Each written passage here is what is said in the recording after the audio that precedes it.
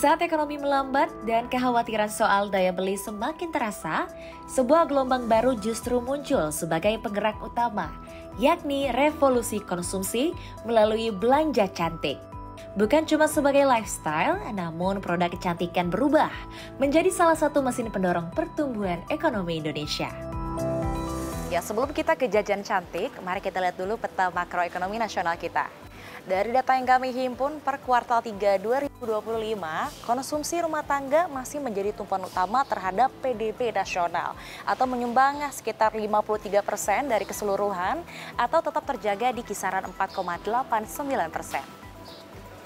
Ya, memang lebih dari setengah perekonomian kita ini digerakkan oleh belanja masyarakat. Namun pada kuartal terakhir memang sangat disayangkan laju pertumbuhan konsumsi ini sedikit melambat. Banyak tekanan atau banyak faktor yang menyebabkan akhirnya pertumbuhan konsumsi ini melambat. Seperti tekanan harga, lalu juga adanya kenaikan biaya hidup dan juga preferensi masyarakat yang memang saat ini sudah mulai konservatif yang akhirnya membuat beberapa kategori belanja ini semakin menyusut.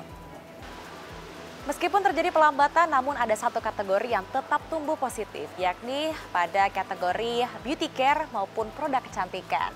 Dan inilah yang akhirnya membuat para analis menyebut beauty sebagai bright spot ekonomi domestik. Di saat kategori lain pada turun, tapi beauty malah melaju.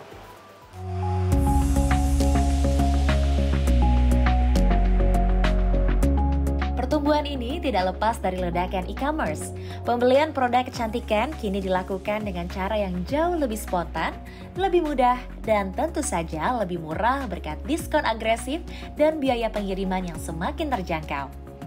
Dalam beberapa kampanye belanja besar, dari 88, 99, 10-10, hingga 11-11 untuk kategori skincare, body care, dan parfum, hampir selalu berada di posisi teratas dalam jumlah transaksi. Bahkan laporan internal beberapa platform menempatkan beauty sebagai kategori dengan pertumbuhan paling konsisten dalam 2 tahun terakhir. Deputi Neraca dan Analisis Statistik BPS, Muhedi Mahmud menjelaskan bahwa transaksi online nasional tumbuh 6,19% quarter to quarter pada kuartal 3 2025. Terutama ditopang oleh pembelian produk personal skincare, meliputi kosmetik, perawatan tubuh, pakaian, serta perlengkapan rumah tangga. Statistik ahli media Anissa Nuraini menambahkan, total transaksi digital Indonesia mencapai sekitar 200 triliun rupiah selama kuartal 3 2025, dengan kategori personal care berkontribusi terbesar, yakni 17 hingga 18% dari total nilai transaksi.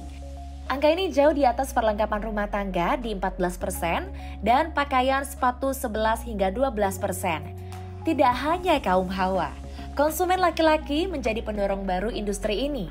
Mereka mulai membeli face wash, sunscreen, hair serum, sampai parfum. Dan perubahan ini akhirnya jadi babak baru dalam budaya self-care di Indonesia.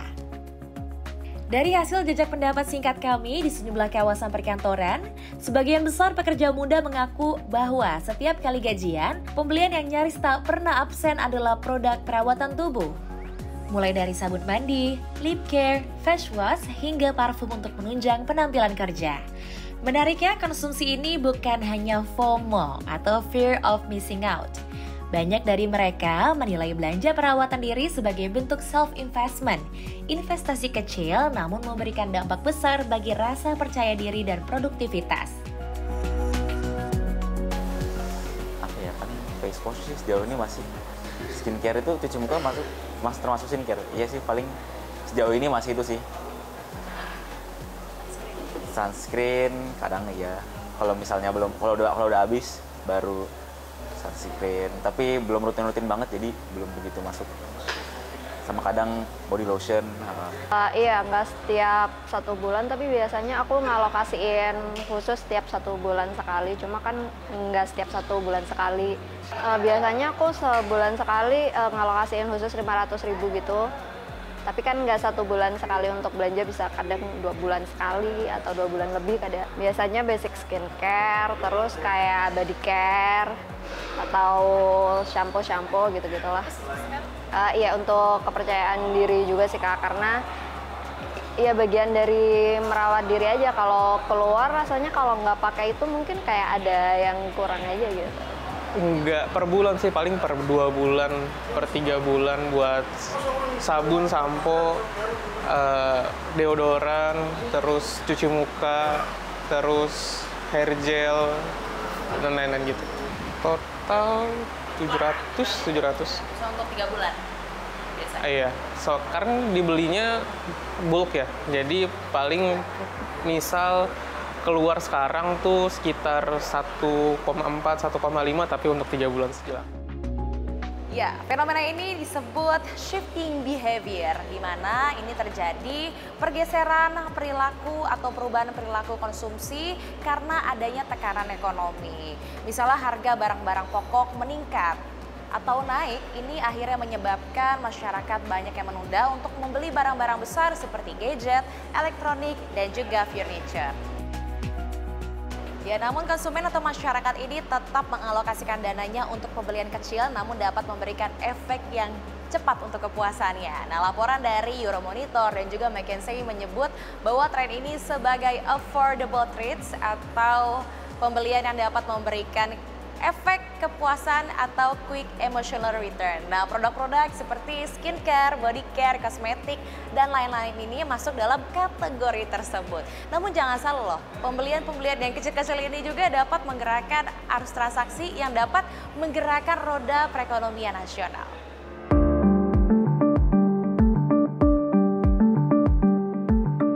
Indeks keyakinan konsumen terbaru menunjukkan masyarakat semakin berhati-hati. Diketahui Indeks Keyakinan Konsumen atau IKK Oktober 2025 melesat ke level 121,2 dari bulan sebelumnya di level 115. Berdasarkan survei konsumen Bank Indonesia pada Oktober 2025, rata-rata proporsi pendapatan konsumen untuk konsumsi average propensity to consume ratio tercatat sebesar 74,7%, lebih rendah dibandingkan dengan proporsi pada bulan sebelumnya, yakni sebesar 75,1%. Mereka masih optimis terhadap ekonomi ke depan, tetapi preferensi menabung meningkat signifikan.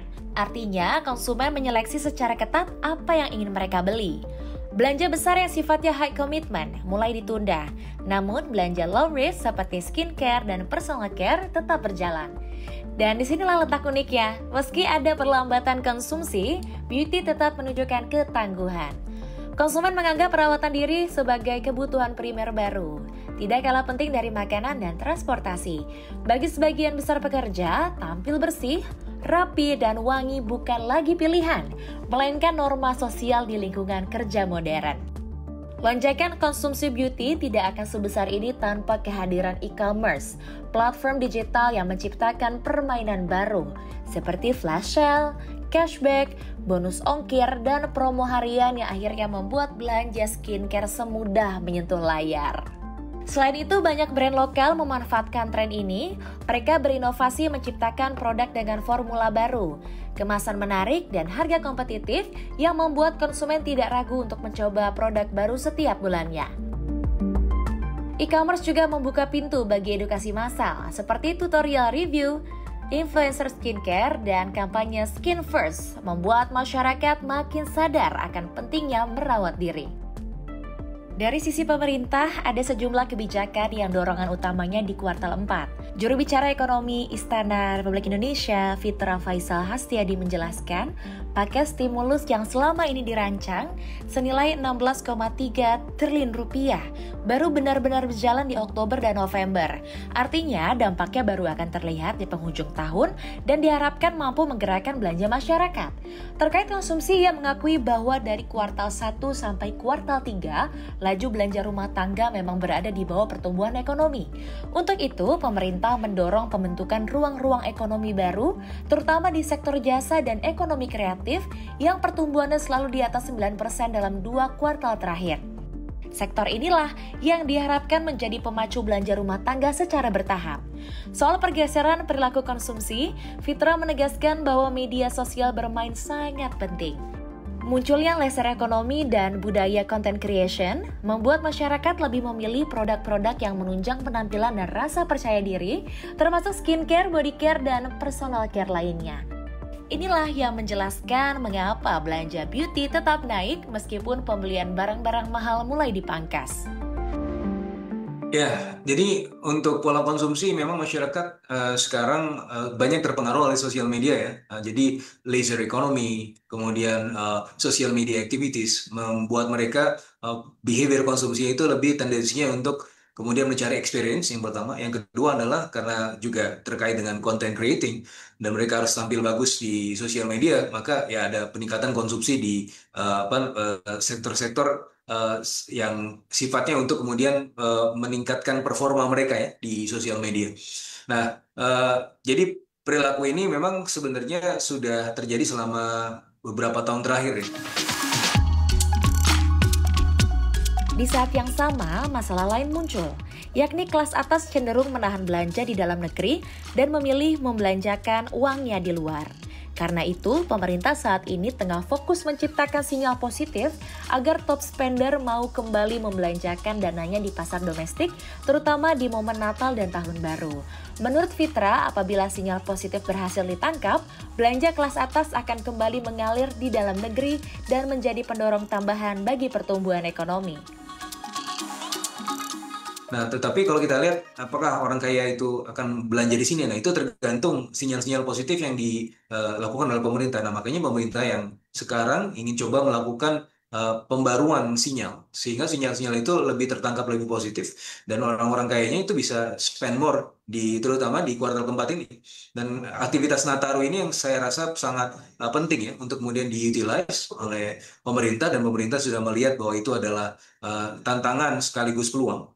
Dan harapannya orang-orang kayak ini juga bisa melihat bahwa pemerintah sangat positif ya untuk bisa mendorong perekonomian, dan harapannya itu bisa menciptakan sinyal positif sehingga mereka bisa investasi dan juga bisa spending.